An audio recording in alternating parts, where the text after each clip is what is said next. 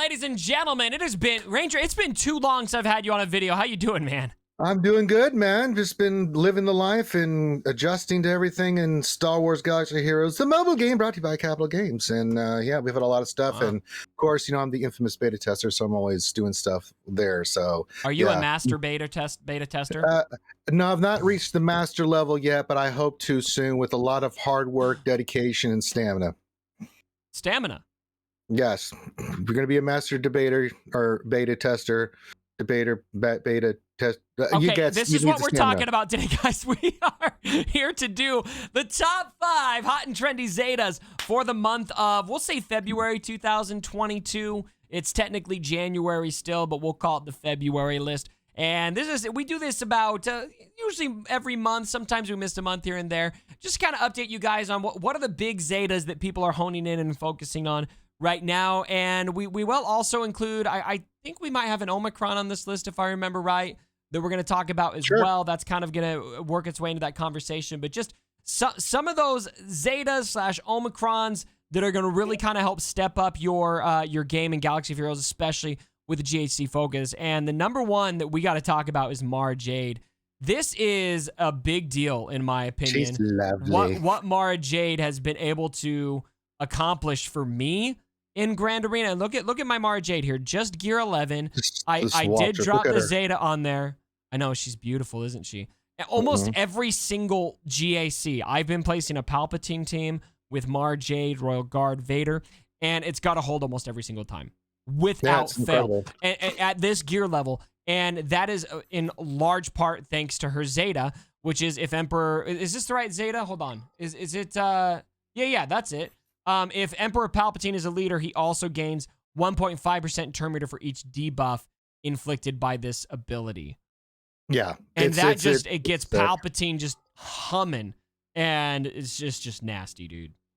Yeah, I mean, I've got her actually everything I don't have the Omicron, which is still a sick ass Omicron in TW. Yeah. But leaving that one aside, that team, and I've got my Mara Jade, she's Relic 5, and I've got 360 speed on her. So she goes, she takes back-to-back abilities, it amps up your Palpatine, and then on top of that, with the debuffs, you have Darth Vader on that team if you're using it, and then he's getting turn meter. It sets everything off, and that's why you're able to do just wreck teams with this. And so if you're gonna use Mara Jade, put the Zeta on. I mean, it's one of those Zetas you will not regret, especially if you've got a high relic Palpatine. You know, it's really good. Mara Jade, I think of the 4, she's my favorite just because she's one of my favorite characters. But I mean, her Zeta, her Omicron, I know it's TW, but it's still really fantastic in TW. I love her. I think she's awesome. Ultimate Predator is also a good Zeta, but I'm going to say the essential Zeta is Infiltrate and Disrupt. Yeah, that turn meter, man. And that's kind of more of a bonus. Probably more so, Ultimate Predator is going to be great when you're up in those relic levels, so you've got more of that damage coming in from Mara Jade. Otherwise, the Infiltrate and Disrupt is going to be what kind of benefits the team as a whole. All right, moving on. Boba Fett, Sign of Django, not just for territory wars. Nope. And the Zeta that we're talking about here is, let's see here, Fett Legacy. Whenever Boba Fett, Sign of Django, scores a critical hit, he gains a stack of momentum for 3 turns, which can't be copied, dispelled, or prevented. Now, I don't have my Boba quite geared up yet. I haven't equipped that Zeta, but once I can shift focus to him, I'm working on finalizing my Sith Eternal right now. That is going to be top priority. Yeah, I mean, Dad bod Boba Fett, we always thought when we first looked at him that he was going to be this crazy TW character, and he is. Boba Fett in TW is a monster. However, there are teams, especially against Lord Vader and GLs, you can create the Boba Fett team with, you need Fennec and you need a relic. You need her high relic because she's got to do that damage, but she gets the bounty on resolve with him. And you also want with that team IG Quill. And then the 5th has been kind of, some people are using Dash, some people are using Django, some people are using Nest. It just depends on what you're trying to do with who you're facing. Right. But that team can destroy Lord Vader. It can destroy a lot of stuff because it hits hard. He ramps up. This is a Zeta, and it's, again, if you're going to use the team, you got to go all in, not just the relics, but the Zetas and everything else. You don't have to do the Omicrons. That's for TW. That's a separate thing and a first separate video. But yeah, it's a really gross good team. Absolutely. Probably better than I think some people gave it credit for at first. Maybe because we're just so focused on beating GLs in territory wars that the drop-off feels a bit underwhelming, but there's still so much practical use there. All right, really Omega on the list. Now, I really like this pick. And this Zeta, this is your call here. Let me read off this Zeta because I think people underestimate how much this adds to a Bad Batch team. I've kind of been a naysayer for Omega in a lot of ways because I just feel like Bad Batch can handle themselves pretty decently without her. But I'll admit, reading over this Zeta kind of makes me question that. And I'll let you kind of make your argument here in just a second, but let me read this. So this is going to add that at the start of the counter, if all allies are Bad Batch, whenever the allied leader begins their turn, Omega gains 5 speed, stacking to 50 speed. While stealth, which she spends almost the whole battle stealth, when a Bad Batch ally uses special ability, Omega assists, dealing 60% less damage, and then Omega's attacks deal 5% more damage for each buff she has, and 5% more damage for each debuff the enemy has. And so there's just a lot of attacking, a lot of opportunities for bonus offense here, speed stacking, etc. Ranger, what are your thoughts? Well, it's so when we first looked at Omega and we her single target damage, we were thinking, okay, what a letdown. But when you saw it, and if you really want to see what who Omega saved their butt, go watch Arnold's stream where he went in with Bad Batch against the team, and Omega saved the day because you get Wrecker taunting. He does his stuff automatically. She's in stealth. I mean, as soon as that she can do that double. I mean, they start doing that damage overall, right? Like the Bad Batch does.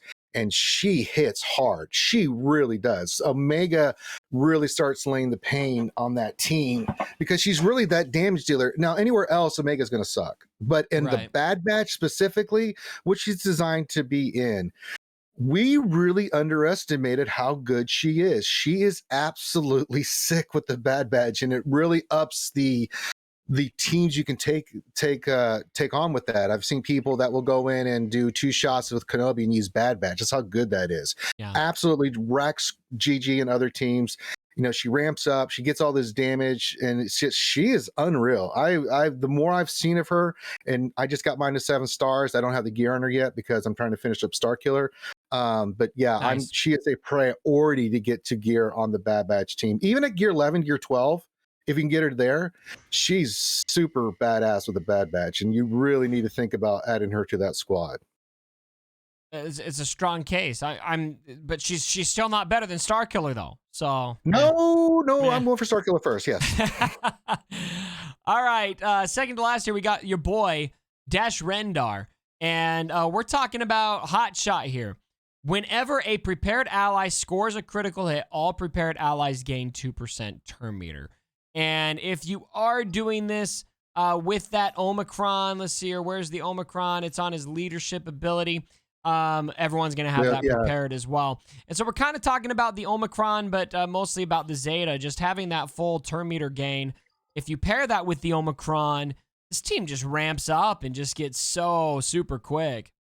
Yeah, and because they all have prepared, because of how fast you can make Dash with a prepared team, you can use Dash in other places, but let's just say you're going for the prepared team. I mean, he does that triple tap, think about all that turn meter, and then the other ones are doing their stuff and ramping up. That's what makes the prepared team so disgusting is it's not just Dash doing what Dash does, but it's that they're constantly just being sped up, so they just keep taking turns after turn after turn. You're like, my God, will you let me take a turn? You know, so that's what makes it so gross. So turn meter train city. Oh boy, you know, it's kind of like the Momo team with now that Kyle's in there. If they go first, get ready for some turn meter because they're going to keep going. But yeah, it's a really, really badass Zeta. So if you're going to use Dash either in the prepared team, then that's one you want to really think about using. And the prepared team is no joke. You got to really take that seriously, and you got to really look at the speed of Dash. If he goes first, you're in big trouble. You are in huge trouble because of the Zeta. Can we talk about how Dash has clearly been not skipping his bicep days? I mean, no, he's been working hard. Yeah, he's got the tris and the bis. Look at that. He's doing he's doing curls, his tris are in pretty good shape. Huh? And he's got that nice U shape on the back of his arm there. You've got to respect, man. CG's nodding to the important stuff. There it is. All right, finally we've got Iden Versio on the list right now. first in, first or last out. If no other allies have the leader tag and all allies are non-droid Imperial troopers, so there's a lot of conditions there, but if you're in that team, when Iden is defeated, she revives with 100% health and protection if there is another active Imperial trooper ally. What else do you need to say? I mean, the thing is gross. That's why he was giving people absolute fits. It has made Iden with the leftover stormtroopers absolutely gross to face on defense and an absolute offensive powerhouse on there for this team. I mean, Iden really has upped that team to extraordinary levels, and that's a Zeta you have to have. I mean, if that's a team you want eventually, especially at the end game, but even at low stars with like gear 11, gear 12 of those troopers, a lot of us have that because we worked on them. Right. That team becomes really gross. It is a tough out to get that team out of there. Constant reviving, all the stuff that the team does, plus her other bonuses and things. It's a Zeta worth having, in my opinion. Also, I mean, I can hear people kind of scoffing at this one, and maybe some characters, because there's a lot of newer characters on the list this month.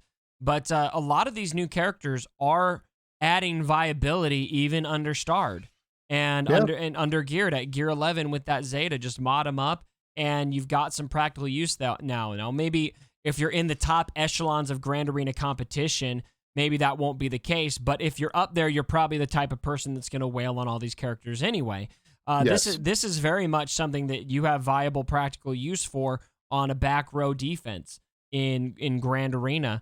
For for Kyber divisions 2 and lower, and that's what I'm seeing with my Palpatine team. Even that's a front wall defense team with Mara Jade. So kind of similar boat here with Iden Versio, and a great way to kind of take advantage of some of those characters you're not using a whole lot. Oh yeah, it's a really strong. I mean, if you do have it relic, it's a frontline team. That team gives it is absolutely a pain in the ass to deal with. I remember watching the Arnold and Fatal playbook stream. Right, it was a team that gave both of them consternation and just fits more than anything. Iden, and they had to figure out how to do it. I mean, playbook it took him to get the battle just the way what he had left over, but he had to position them in a certain way so his Bad Batch could handle business. But until he got the turn meter a certain way, he was like, nope, I'm just going to keep sending in fodder till I get it the right way, because he knew he couldn't just go in there with Bad Batch and take it out. So that's how good that is. Also, I'm very happy that we finally have a female face that they kind of nailed on the first try. I think they've just pretty much, if you play this game long enough, you remember the horror stories of Joker face, Sabine, and we can just go down the list of things that we've seen that are like, oh no. But I say in the last year and a half, the artwork, the digital, I mean, everything that they've done for all these characters, knocking it out of the park. We used to give them, you brought up Ray, I see that. That's Ray, do you know what Ray Scavenger gives me? What's that? Emotional, damn it. Yes, you're right. but yeah, but no, since the newer characters, they all look great. The abilities, everything, they've really upped their game at CG with just the look and the feel, and really being accurate with the lore of like their abilities and why they use those abilities, whether it's Talon, Mara Jade, Iden. I mean, Second Sister just came out. She looks amazing. Second Sister definitely looks good. God, they look so good. Yeah. So they're really doing a good job with such the look of the character. Because you don't want to go in there with poker face Sabine. You just like, you want to know I got these scars? No, I'm not playing Batman. I'm playing Swaggo, damn it. It's God. But no, since then, it's been really good. I couldn't have said it better myself. All right, guys, we're going to get out of here. Let us know what you think about our list here right now. Let's see here. Let me show all these characters once more for you guys. Mara Jade, Boba Fett, Omega, Dash, and Iden Versio here for the February 2022 list, even though it is January 31st. But maybe by the time you're seeing this is February, so we're just, going to the future here. So anyway, thanks so much for joining me, Ranger. Always love having you. Oh, it's a pleasure to be here with you and the Cubs fam. All right, ladies and gentlemen, check out Ranger stuff, link down below. And as always, my brothers, don't forget,